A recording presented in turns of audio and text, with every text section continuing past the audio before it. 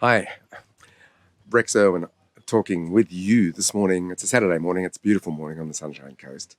What a great morning I've had. I just wanted to share this to frame up what I wanted to talk to you about, which is actually about causing great behavior. Uh, is I did a really good run on Mount Coolum, and then a great skipping session, and then of course a breath work session, which is deep diving through breath into a deeper state of consciousness and awareness, and all the magic that happens with that. So what a great morning. Breakfast out, good coffee, and a bit of self time. So I just wanted to share with you. I was thinking about the incredible behaviors of excellent performers and high achievers, and what that's about, and that it's within everybody's grasp. And saying that really with great belief, not just another fluffy sort of goodwill sounding positive statement. It is real. Your brain is wired to behave excellently. Your brain is wired to be able to learn extraordinarily well and to perform and behave at levels of excellence which take you to the cutting edge of your potential. But you need to understand some stuff. And one of those simple things I'd like to share with you that is really, really important. It takes learning, it takes skill, it takes practice, it takes a bit of mentoring. And yet the skill of learning how to cause great behavior is simple enough for everybody to learn. And so the stage one of learning or causing the brain to move into behaviors that repeatedly get great results is a number of steps. The first step, of course, is really knowing what it is you want, the behavior you want, the desired outcome, and who you are when you're performing in that state of excellent performance. To do that, we need to engage the imagination. We need to have a connection with someone else doing it really, really well, or an imagery of us doing it really, really well, either imagined or watching real footage or listening to footage of people who have achieved extraordinary performance, great results, and witnessing them doing it and feeling inspired, and then giving the brain the information that that's what you want.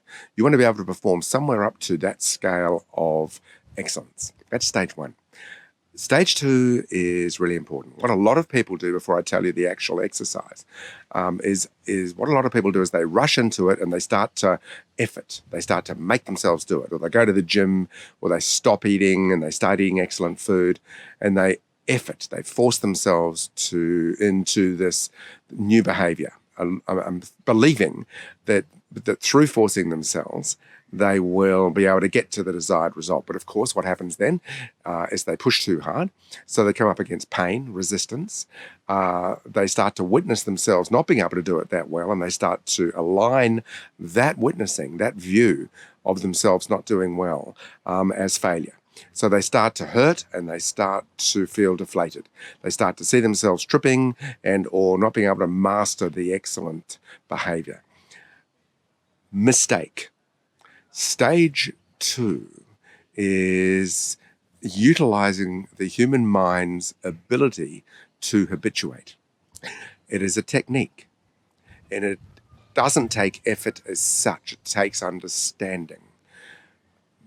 The idea of forming a habit in pop psych terms or in certain research is, 21 days to achieve this, 7 days, 42 days, da da da da da. What we found over all the years, 25 plus years of studying and working closely with this phenomena of excellent behavior and getting people to their potential, is understanding that it's subjective. Each person has their own sort of journey to how long it takes to habituate. It's not often more than a month if it's practiced really well. But the desired behavior, the desired outcome is to have a habit formed. So the first stage of that is once you've envisaged or witnessed the behavior you want to achieve, as you do that on a daily basis, is starting very, very easy movements, exercise, doing that behavior. It's best to have a mentor or a coach to make sure that your basic behavior is done in well effectively with a good technique. And it's just doing it easily. If you're skipping, do 1 or 2 skips. Boom, boom, perfectly. Run. If you want to become a 10-kilometer runner or a distance runner or a track runner, you need to just do a really light, easy version of it. Starting off, if it's a 10K run, start off with half a kilometer, a kilometer. Just an easy run. The most important part is that you do it on a routine basis for at least a month.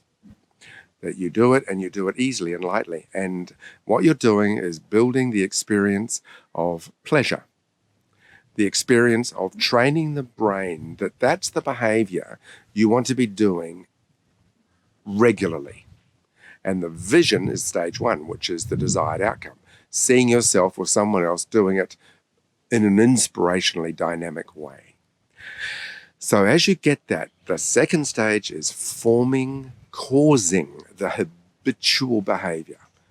It's not about getting into routines of fitness. It's not about getting into all the perfection and the perfect fitness or the high level performance where you start to hurt. It is about forming the habit. It's about just doing it lightly and easily and really so that your association of the brain is with pleasure. It is with joy, and it is witnessing yourself building a habit. It won't take long before you wake up or move to that time of day or that time in the week where it's time to do that, and you will want to do it because you will associate it with pleasure feelings.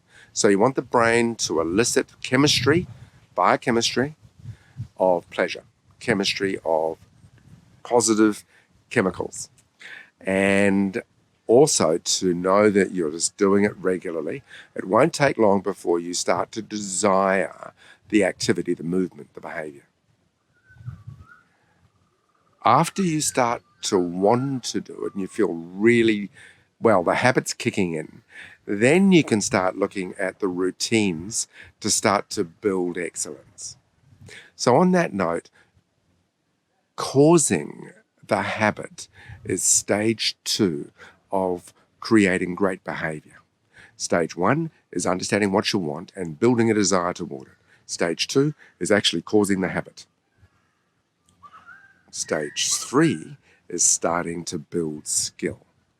But let's just talk about stage 2.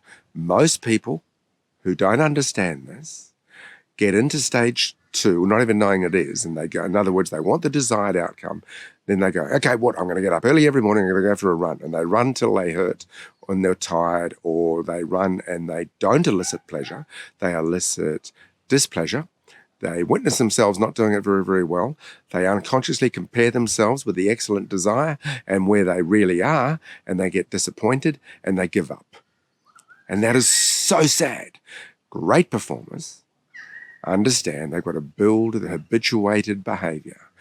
Having a mentor or a coach is vital to help you make sure that the practice is, even in the second stage, is doing high quality, small parts of a behavior. So I do rope jumping. I started off with 1 skip. Silly, isn't it? 1 skip, and then 2, and then 3. 1 skip. Didn't take long before I can't help. I just have to go rope jumping. I can't help it. I love it. Doesn't matter if it's raining, if it's cold, if it's hot. It doesn't matter. So on that note, I just want you to know, stage 2 causes great habits for excellent behavior. Have an amazing day.